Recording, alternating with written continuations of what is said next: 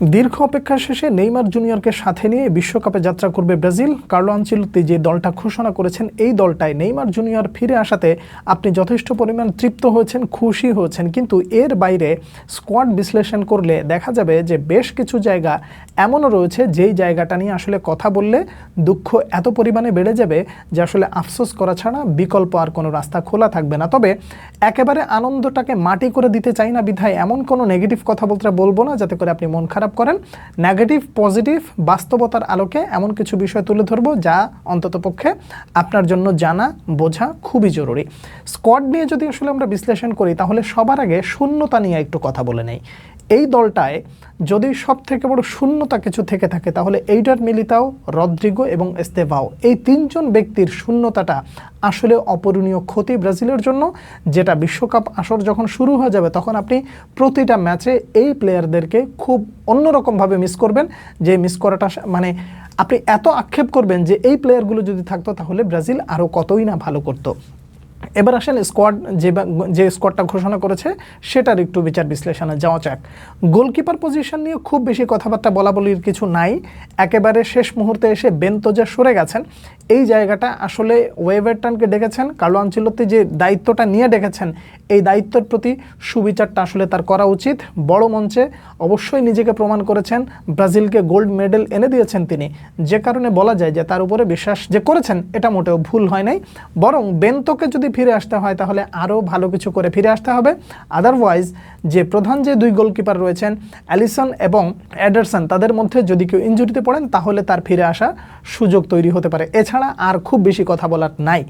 আপনি যদি ডিফেন্স নিয়ে যদি কথা বলতে চান তাহলে এই জায়গাটায় আপনি কিছু নাম এমন দেখবেন যেই নামগুলোর আসলে এই মুহূর্তে ব্রাজিলে বিকল্প নাই কেউ। আবার এমন কিছু নাম আছে যে নামগুলো আপনার সামনে বললে আপনি হজম করতে পারবেন না, কিংবা আপনি শুনলে আপনার মেজাজ খারাপ করে ফেলবেন, কিংবা আপনি আপনার মুখের নিয়ন্ত্রণ হারিয়ে ফেলতে পারেন। মুখের নিয়ন্ত্রণ আপনি হারান আর না হারান আমাকে তো বলতে হবে, যেহেতু স্কোয়াডে তারা জায়গা পেয়েছেন। স্টার্টার হিসেবে আপনি যদি প্রধান দুই ডিফেন্ডারকে আপনি যদি বেছে নেন তাহলে গ্যাব্রিয়েল মেগালাস, মার্কুইনহোস, এই দুইজনই থাকবেন, এতে কোনো সন্দেহ নাই।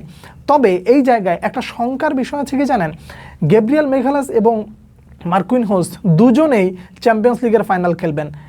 মার্কুইনহোসের জন্য কিছুটা চাপমুক্ত শুধুমাত্র একটা ম্যাচ, কিন্তু গ্যাব্রিয়েল মেগালাসের জন্য তার একটা ম্যাচ না। গ্যাব্রিয়েল মেগালাস এদিকে প্রিমিয়ার লিগ, তার সামনে যে একটা প্রেশার, এই প্রিমিয়ার লিগ জিততে হবে, এরপরে আবার যায় আপনার কি বলে চ্যাম্পিয়ন্স লিগের ফাইনাল। তো এই দুই ডিফেন্ডারের উপরে আসলে এই মুহূর্তে আপনার এত বেশি নজর রাখতে হবে যে কোনো রকম হিতে যদি বিপরীত হয়ে যায় তাহলে এইডার মিলিতাওয়ের না থাকাটা যেরকম অপূরণীয় ক্ষতি হয়ে গেছে ব্রাজিলের, এই দুইজনের যে কোনো একজন যদি সরে যায় তাহলে আরও বেশি ক্ষতি হয়ে যাবে। তো আমি ধরে নিচ্ছি যে এই দুইজন বিশ্বকাপে মোটামুটি শুরু থেকেই খেলতে পারবেন, এটা আমার ব্যক্তিগত আশা প্রত্যাশা, যেটাই বলেন না কেন। এই দুইজনের বিকল্প আসলে কে? একজন হচ্ছেন ব্রেমার, খুবই সুন্দর চয়েস বলবো। আরেকজন হচ্ছেন কে? লিও পেরেইরা অথবা ইবানেজ। ইবানেজের নামটা একটু পরে বলি, লিও পেরেইরাকেই ধরি। এই নামটাকে আমি ব্যক্তিগতভাবে পছন্দ করি নাই। লিও পেরেইরার জায়গায় যদি কার্লো আনচেলত্তি থিয়াগো সিলভাকে যুক্ত করতেন তাহলে যথেষ্ট পরিমাণে আমি ব্যক্তিগতভাবে খুশি হতাম। আপনি কি হতেন সেটা আপনি জানাতে পারেন। ইবানেজের কথাটা একটু পরে কেন বলবো, ইবানেজকে শুধুমাত্র একজন ডিফেন্ডার হিসেবে দলে যুক্ত করা হয়নি, তাকে এমনভাবে দলে ডাকা হয়েছে প্রয়োজনে তাকে দিয়ে যেন ডিফেন্সিভ ফুলব্যাক হিসেবে খেলানো যায়। কেন এই কথাটা বললাম, আপনি যদি স্টার্টার হিসেবে ওয়েসলেকে দেখেন, প্রতিপক্ষ বিবেচনায় যদি একজন অফেন্সিভ ফুলব্যাক দরকার হয় তাহলে ওয়েসলেই খেলবেন, আর যদি ডিফেন্সিভ ফুলব্যাকের প্রয়োজন হয় প্রতিপক্ষ বিবেচনায় তাহলে সেখানে ইবানেজ খেলবেন। এটা আমার ব্যক্তিগত কথা। এখন বাকিটা কার্লো আনচেলত্তি যেটা ভালো মনে করেন সেটাই করবেন। কেন আসলে অফেন্সিভ আর ডিফেন্সিভ এই জায়গাটা তফাৎ? অফেন্সিভ ফুলব্যাক হইলে আসলে যেটা হয় যে ওয়েসলি যখন উপরে চলে যায় তখন তিনি আর নিচে নামতে হবে এটা তার মনে থাকে না, উপরে উঠলে তিনি একাই ম্যারাডোনা, দুনিয়া একদম পুরো আউলায় ফেলবেন। এই যে একটা মানসিকতা, এই মানসিকতা থেকে তো তার বের হয়ে আসতে হবে। জানি না কার্লো আনচেলত্তি এটার সমাধান খুঁজে বের করেছেন কিনা। এখন কথা হলো, যদি একজন প্রপার ডিফেন্সিভ ফুলব্যাকের প্রয়োজন হয়, সেটা যদি দরকার হয় তাহলে এখানে ইবানেজের বিকল্প আসলে নাই। আর আপনি একদম সূচনা লগ্ন থেকে দানিলোকে দিয়ে আপনি একদম প্রপার রাইট ব্যাক প্রথম চয়েস এটা আপনি কখনো করতে পারবেন না, যে কারণে ব্যাকআপ হিসেবে তাকে নেওয়া হয়েছে। ঠিক আছে, নিতেই পারে, কিন্তু ব্যাকআপ এর চেয়েও ভালো অপশন অবশ্যই ভ্যান্ডারসন ছিলেন। যদি তাকে পাওয়া যেত তাহলে অবশ্যই ভালো হতো। যাই হোক, সেই দুঃখের কথা আর কি বলবো। আপনি অন্য দিকের ফুলব্যাক যদি বলেন, সেই ফুলব্যাকে একজন আছেন ডুগলাস সান্তোস আর একজন হচ্ছে আলেক্সান্দ্রো। এখন এই যে লিজেন্ডদের নাম শুনছেন, এই নাম শোনার পরে তো আপনার মুখের নিয়ন্ত্রণ থাকাটা ঠিক না। এখন কেন তাদেরকে ঘুরে ফিরে মুখস্থ বিদ্যার মতন টেনে নেন, এইটার একেবারে মানে ভিডিওর শেষ পর্যায়ে এসে ছোট্ট দুটো কথা বলে বিদায় নিব। তার আগে শুধু বলে নেই যে এখন এই প্লেয়ারদেরকে যে আসলে সুযোগ দেওয়া হলো, তারা সূচনা লগ্নে বা কি বলে স্কোয়াডের শুরু থেকেই কতটা সুযোগ পাবে, এটা অনেক বড় একটা প্রশ্ন থেকে যায়।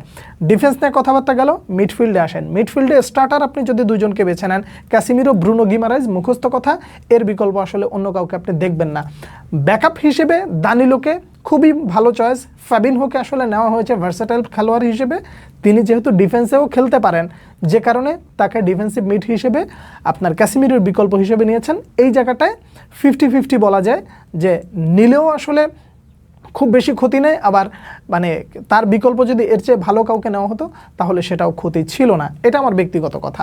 এবার আসেন মিডফিল্ডে, তো আরও একটা নাম আছে, সেটা হলো লুকাস পাকুয়েতা। তাকে আসলে কেন নেওয়া হচ্ছে? তাকে আসলে ব্যক্তিগতভাবে আমার কাছে যেটা মনে হয়েছে যে বিশ্বকাপ খেলার অভিজ্ঞতা আছে এবং কন্ডিশনের সাথে মানিয়ে নিতে পারবে, আর যদি বিকল্প হিসেবে 60 মিনিটের পরে কখনো প্রয়োজন হয় তাহলে তাকেও একজন অ্যাটাকিং মিডফিল্ডার হিসেবে দ্বিতীয়ার্ধে নামানো যেতে পারে। কিন্তু বিকল্প হিসেবে যেহেতু নেওয়া হচ্ছে, সেহেতু একবারে নাই মামার চেয়ে কানামা ভালো, এটা একবারেই খারাপ না।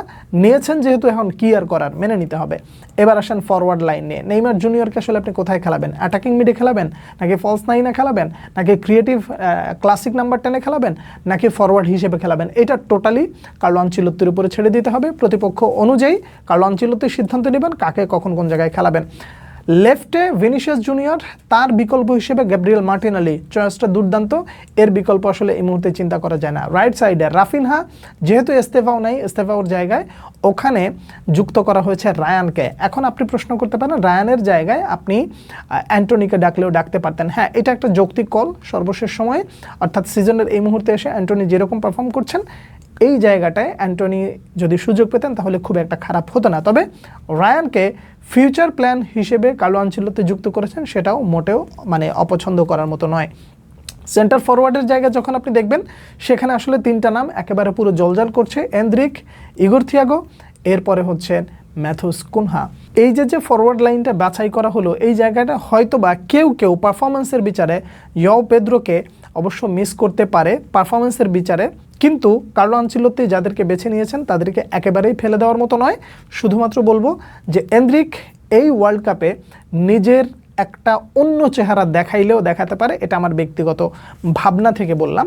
আর ইগোর থিয়াগো যৌক্তিক কল, একেবারে সন্দেহ করার কোনো জায়গা নেই।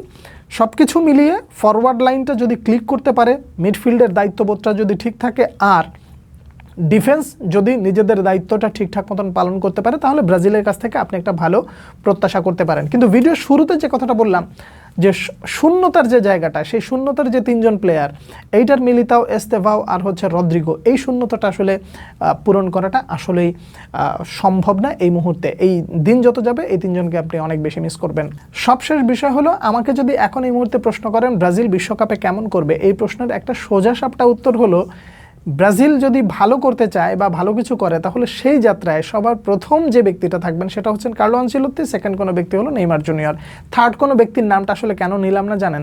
এই পুরো স্কোয়াডটা মিলে নেইমার জুনিয়রের জন্য খেলতে হবে, কারণ এটা তার লাস্ট ওয়ার্ল্ড কাপ, মানে একেবারে শেষ মুহূর্তে এসে নেইমার জুনিয়র যুক্ত হয়েছেন এবং তিনি প্রতিজ্ঞা করেছেন, এটাই আমার শেষ ওয়ার্ল্ড কাপ, আমি ব্রাজিলকে কিছু এনে দিতে চাই। এখন সেটা যদি ব্রাজিলের অন্যান্য সদস্যরা মোটামুটি করে দেখাতে পারেন, তাহলে ব্রাজিল অবশ্যই সফল হতে পারে, এতে কোনো সন্দেহ যদিও থাকে, তবুও দিন শেষে ভালো ফুটবল বলেন বা সুন্দর ফুটবল বলেন, যদি খেলতে পারে তাহলে ব্রাজিলের কাছ থেকে আপনি ভালো কিছু প্রত্যাশা করতে পারেন। স্কোয়াড নিয়ে অনেক বেশি কচলাকচলি না করে একেবারে সোজা সাপটা যা আমার কাছে মনে হয়েছে তাই আমি আপনার সামনে তুলে ধরলাম। আপনারা কে কী মনে করছেন জানাবেন। ব্রাজিলের স্কোয়াডটা কেমন হলো, কোন কোন ব্যক্তির জায়গায় কোন কোন ব্যক্তি হলে ভালো হতো, বিকল্প কোন কোন ব্যক্তিকে আসলে যুক্ত না করে বরং ব্রাজিলের জন্য ক্ষতি হয়েছে কি, এই ধরনের কোনো প্রশ্ন চিন্তা ভাবনা যদি থাকে নিশ্চয়ই জানাবেন। পরবর্তী ভিডিওতে আবার দেখা হচ্ছে, সেই পর্যন্ত অনেক অনেক ভালো থাকবেন। আল্লাহ হাফেজ।